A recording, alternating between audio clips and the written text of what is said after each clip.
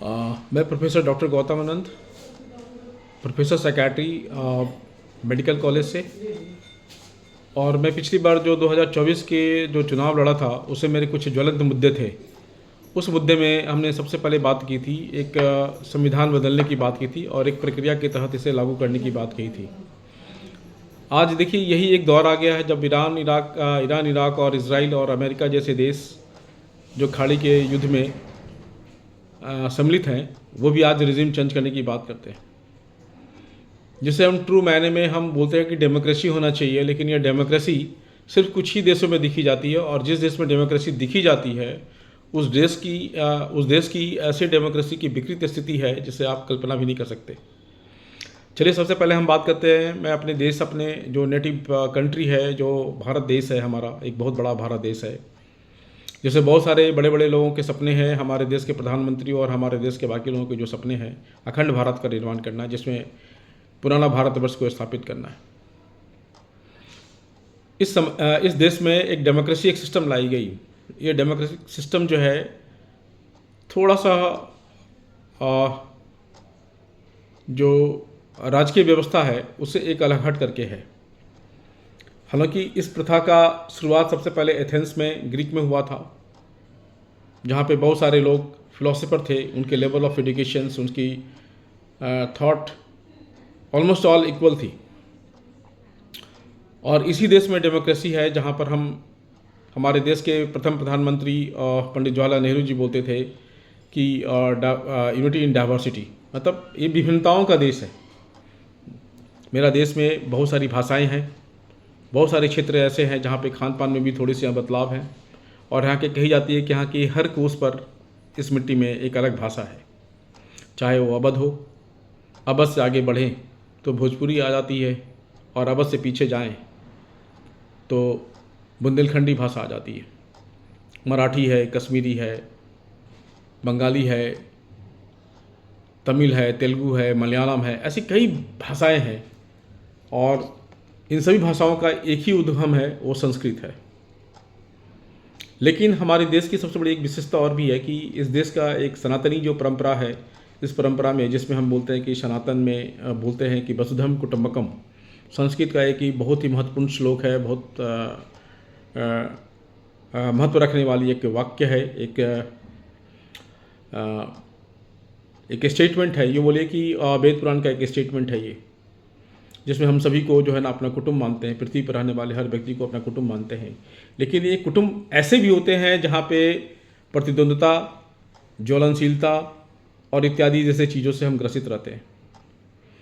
जैसे आप देखिए कि हमारे बगल में फारस देश में, फारस की खाड़ी में एक देश है जिसको फारस देश कहा जाता है, जिसे हम आज ईरान जानते हैं।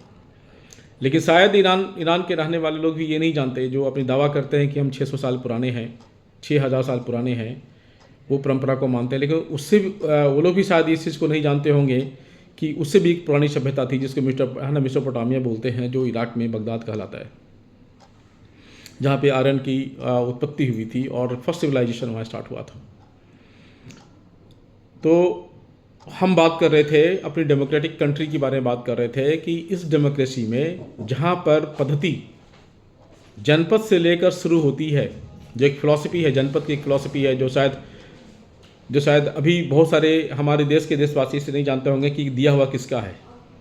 ये गौतम बुद्ध का दिया हुआ है, भगवान बुद्ध का दिया हुआ है, और भगवान बुद्ध ने जनपद सिस्टम को जन्म दिया था।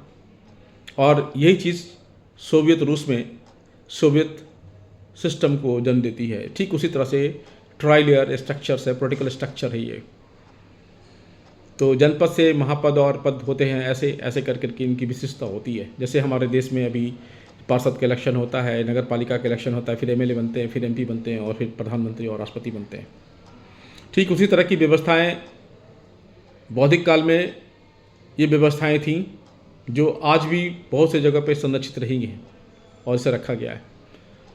तो हम जो बात कर रहे थे आज इनकी विकृत व्यवस्था के बारे में जो बात कर रहे हैं, विकृत व्यवस्था ये है कि यहाँ की जो चुनाव प्रणाली है वो इस डेमोक्रेसी की सबसे ज़्यादा विकृत व्यवस्था है। एक तरफ हम कहते हैं कि लाभ के पद पर सरकारी नौकरी में रहकर आप ऐसे लाभ के पद पर रहकर ऐसे कोई भी काम आप नहीं कर सकते हैं जो जनहित में नहीं है। इसका एक सिंपल एग्जांपल देते हैं कि हमारे देश का प्रधानमंत्री इस देश का प्रधान है, और जब इलेक्शन की बात आती है तो कैंपेनिंग करने के लिए कभी केरला चले जाते हैं, कभी वेस्ट बंगाल चले जाते हैं। कहीं का सीएम कहीं जा करके कैंपेनिंग करता रहता है, जबकि इन्हें यह अधिकार नहीं है कि वो लाभ के पद पर रह करके, क्योंकि इससे प्रभावित होती है हमारी डेमोक्रेसी और यही इसकी विकृत व्यवस्था है। कायदे से इन्हें अपने संसदीय क्षेत्र में ही रह करके ही कार्य करना चाहिए और प्रचार प्रसार करना चाहिए, और ये जिम्मेवारी पार्टी के लोगों की होती है, ना कि इनकी रैली करने की होती है। आपको मैं बताता हूँ कि जब मैं 2024 में अपना इलेक्शन लड़ रहा था, तो उस इलेक्शन में जो इलेक्शन की तिथि थी 25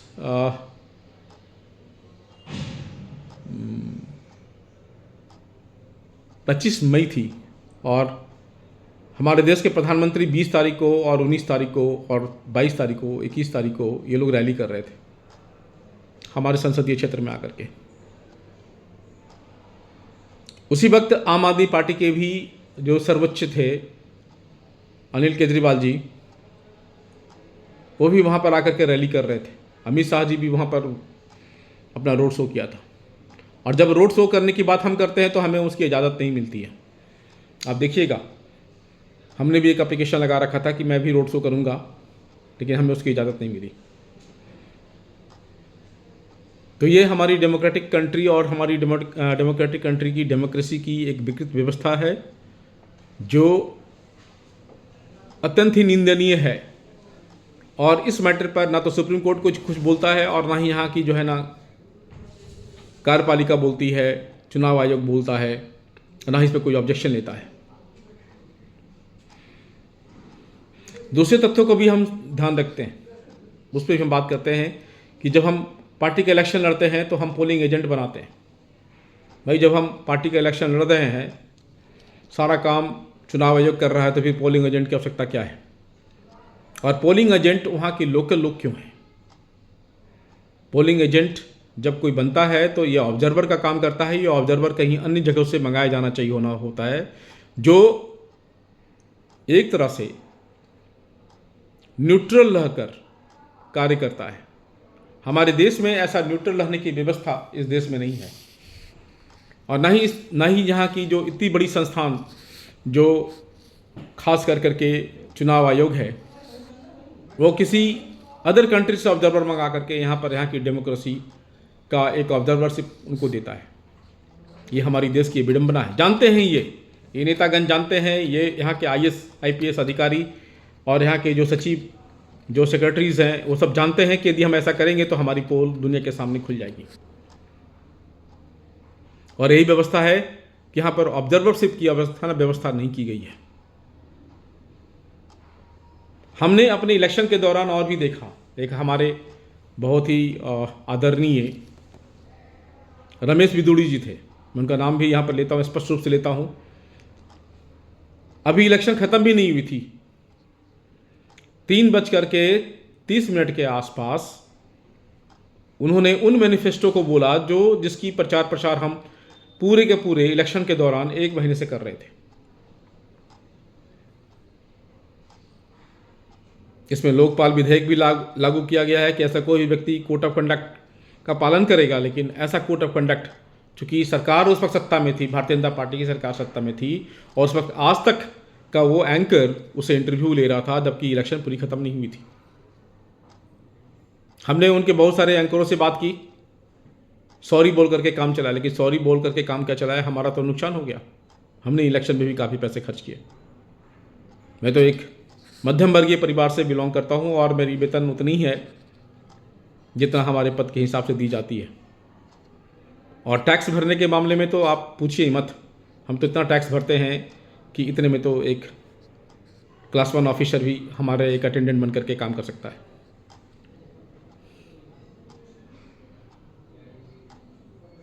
और हमें इस डेमोक्रेटिक सिस्टम में विशिष्ट व्यक्ति की भी दर्जा नहीं दी गई है।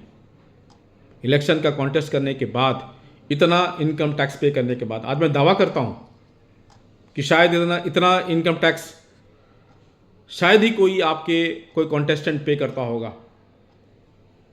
और ये मैं गर्व से कह सकता हूं कि ये इतना इनकम टैक्स एक कॉन्टेस्टेंट डॉक्टर गौतम आनंद ने पे किया और पे करता है।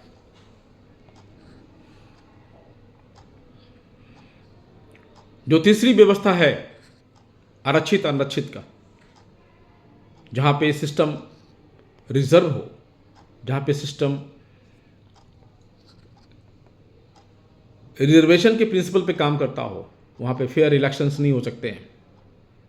क्योंकि वो जो रिजर्वेशन का जो पोजीशन है वो एक तरह से जातीय विसंगतियों के आधार पर होता है और इसमें जातीय ध्रुवन होता है, पोलराइजेशन होता है, कास्ट का पोलराइजेशन होता है।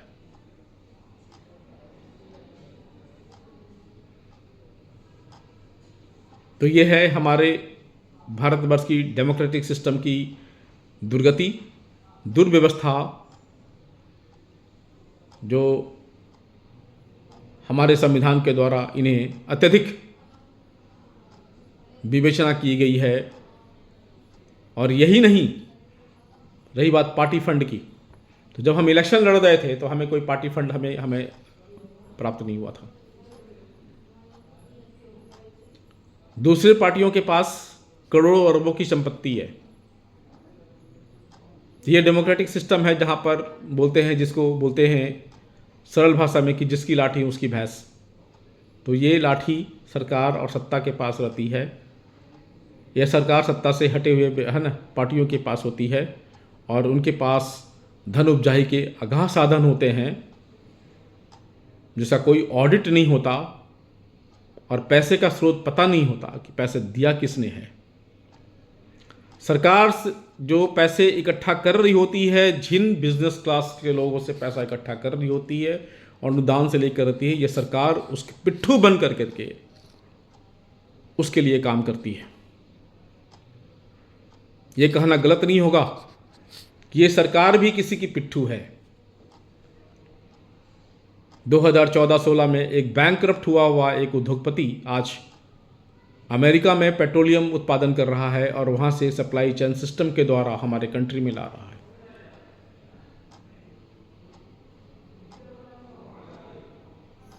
तो ऐसी स्थिति में जहाँ पर इलेक्शंस फेयर नहीं हो, जहाँ पे डेमोक्रेसी फेयर नहीं हो, वहाँ पर आप डेमोक्रेसी के मतलब हमेशा उसका गलत ही होता है। जो चौथी और आखिरी चीज, जो बहुत ही दुख देने वाली चीज है, कैंडिडेट और वोटर। जो कैंडिडेट होते हैं उनकी एलिजिबिलिटी यहां डिफाइनेबल नहीं है। सिर्फ भारत का नागरिक होना ही काफी होता है और उसको 3 शब्दों में डिफाइन किया गया है कि वो सजाए फौक्ता नहीं होना चाहिए, बैंकरप्ट नहीं होना चाहिए और दिवालिया नहीं होना चाहिए और पागलपन नहीं होना चाहिए। आप लिस्ट बनाइए, इसमें ऐसे बहुत सारे कैंडिडेट होंगे जो आरोपित होंगे और उन पर बहुत सारे मुकदमे केस चल रहे होंगे। मैं ये नहीं कहता कि सभी के सभी दोषी हैं। कुछ लोग इसमें ऐसे भी हैं जिन्हें ज़बरदस्ती उनको आरोपित करके डिस्क्वालीफाई किया जाता है।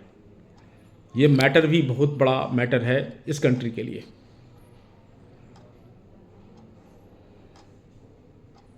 और दिवालिया तो बहुत सारे लोग हो गए, पैसे लेकर के हमारे देश में भागने की परंपरा है, चाहे वो माल्या हो या फिर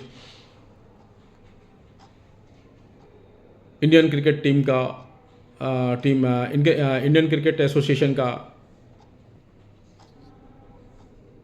कोई बहुत बड़ा अधिकारी हो। और रही बात कैंडिडेट का, तो वोट देने का अधिकार ऐसे ऐसे लोगों को दिया गया है जिनकी सोच समझ और सूझबूझ न तो देश के लिए है, न ही कोई व्यक्तिगत जीवन के लिए है। इनका कोई मापदंड नहीं है, न तो इनके पास एजुकेशन क्वालिफिकेशन होते हैं और न ही वो सोच होती है। और यदि कोई सोच भी होती है तो वो सोच कोई धार्मिक अथवा किसी अन्य चीज़ से इन्फ्लुएंस होती है। जैसे कि एग्जांपल देते हैं कि पहले इलेक्शन का एक बहुत विकृत रूप था कि वोटर को खरीदे जाते थे। ये सब जानता है, पूरा देश जानता है कि 500 रुपये में एक बोतल मिल जाते हैं। आज 1000 रुपये होंगे। एक दारू की एक बोतल में मिल जाती है। आज हो सकता है कि इंग्लिश पीने पर, ठटरा पीने पर ऐसी व्यवस्थाएं होती होंगी। गरीबों को प्रलोभन दे करके, जैसे कंबल बांट देना, अनाज दे देना, सामूहिक विवाह करवा देना,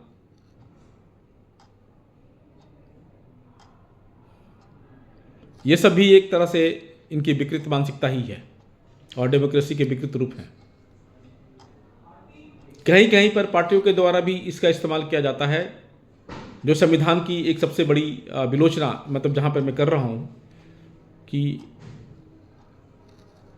पार्टियां जब खड़ी होती हैं इलेक्शन में तो इलेक्शन के पहले उद्घोषणाएं करते हैं, जबकि 6 महीना पहले के अंदर, इलेक्शन के डेट इशू होने के 6 महीने के अंदर इन्हें उद्घोषणाओं करने का अधिकार नहीं होना चाहिए। इससे वोटर इन्फ्लुएंस होते हैं और ख़ास करके सरकार को तो बिल्कुल ही नहीं करना चाहिए। ना तो केंद्र सरकार को उस क्षेत्र के लिए करना चाहिए और ना ही राज्य सरकार को इसके अधिकार प्राप्त होना चाहिए।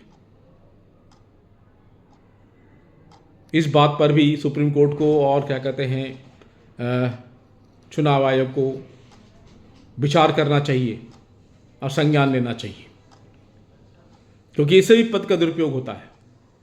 अब इलेक्शन आने वाली होती है, मालूम होता है कि आपने पुल का निर्माण करना शुरू कर दिया, उद्घाटन करना शुरू कर दिया, बहुत सारे शैक्षिक संस्थानों को आपने मान्यताएं देना शुरू कर दिया, है ना, नौकरियों की और रोजगार की घोषणाएं कर दी।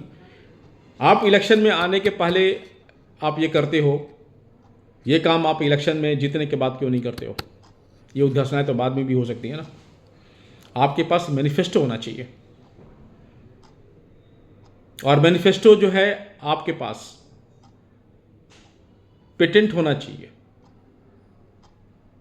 ताकि आपकी मैनिफेस्टोज को पेटेंट करने की व्यवस्था व्यक्तिगत रूप से या फिर तथाकथित पार्टी के रूप से जारी किया हुआ एक विज्ञप्ति होनी चाहिए, जो चुनाव आयोग को संबोधित करना चाहिए कि हम इस आधार पर हम इलेक्शन फाइट कर रहे हैं और इसी के आधार पर उसकी कैंडिडेट का भी उम्मीदवारिता तय करनी चाहिए। देश दुनिया बहुत आगे बढ़ चुकी है। यदि आपके पास कोई व्यक्तिगत कोई राय नहीं हो, देश में आप क्या करने वाले हैं, क्या करने जा रहे हैं, आपके पास कोई ऐसी कोई विचारधारा नहीं हो, तो मुझे लगता है कि ना तो ऐसे व्यक्ति को उम्मीदवार बनने की योग्यता होनी चाहिए और ना ही ऐसी पार्टी को इलेक्शन में लड़ने का अधिकार होना चाहिए। हम ये नहीं पूछते कि आप हर पार्टी के हर कैंडिडेट से आप जो है ना, आप ये पूछे कि आप क्या मास्टर डिग्री है, पीएचडी डिग्री है या नहीं है। ऐसे बहुत सारे यहाँ के मुख्यमंत्री हैं, प्रधानमंत्री हैं जो फर्जी और डिग्रियां लेकर के बैठे हैं।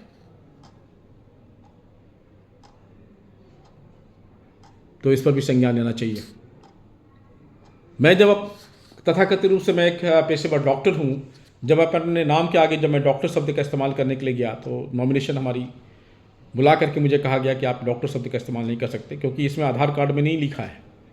हमने अपनी सर्टिफिकेट दिखाई थी कि भाई हमारा सर्टिफिकेट डॉक्टर है, हमें उपाधि मिली हुई है, मैं पेशेवर एक चिकित्सक हूँ, तो डॉक्टर आगे जोड़ने की अनुमति मिलनी चाहिए।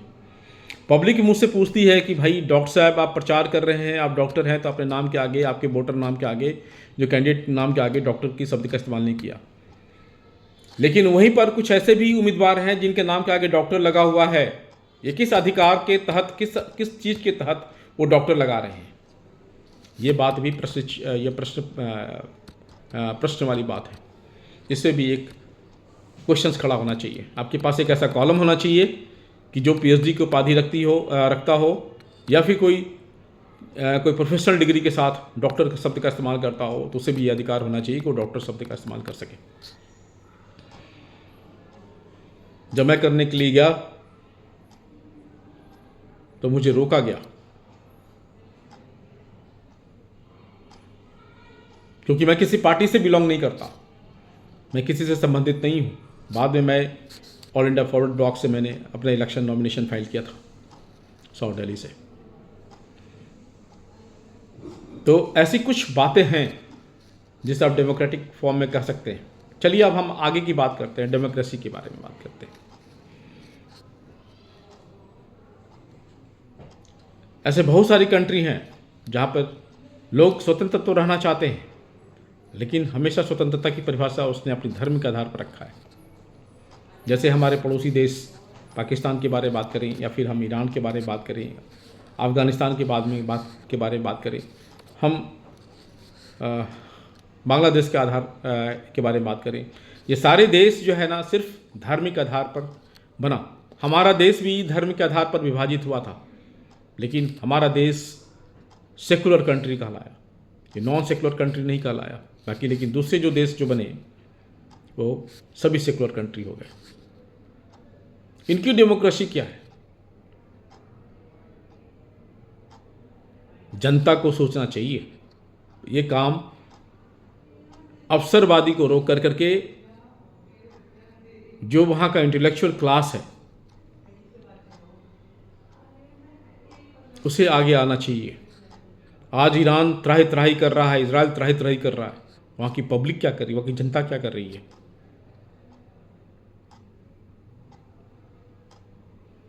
हम भगवान को याद कर करके बमबारी तो कर सकते हैं, लेकिन क्या हम भगवान को याद कर करके शांति स्थापित नहीं कर सकते? हमें इस दिशा में भी सोचना चाहिए। ट्रू फॉर्म में डेमोक्रेसी होनी चाहिए, जिसको बोलते हैं कि democracy is the principle by which एक state can be govern by the people, who is for the people and selected by the people. इसकी सत्यता के साथ हमें डेमोक्रेसी को लागू करना चाहिए। एक बार मैं अपने दफ्तर में, एक कार्यालय में, एक छोटा सा मैं अपनी बात शेयर करता हूँ।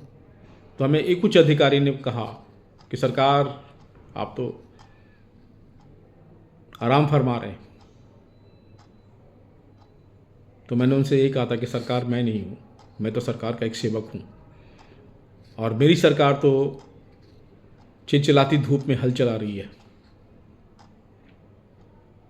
तो आप सोच सकते हैं कि हम किसे सरकार कह रहे हैं, और कौन सरकार के नौकर बन करके जो कुर्सी पर विराजमान है वो अपने आप को सरकार समझ रहा है। तो ऐसी भूल मत कीजिए। व्यवस्थाएं ऐसी सुदृढ़ कीजिए, चूँकि ये जिम्मेवारी आपको दी गई है और हमें दी गई है। और मैं सर्वोच्च न्यायालय से और मैं चुनाव आयोग से मैं अपील करूंगा कि जितनी जल्दी हो सके भारत में लोकपाल विधेयक आप लाइए, और सबका संज्ञान एक साथ खड़ा होना चाहिए, सबकी योग्यताएं निर्धारित कीजिए, उसके लिए एक पैमाना तैयार होना चाहिए। जय हिंद, जय भारत।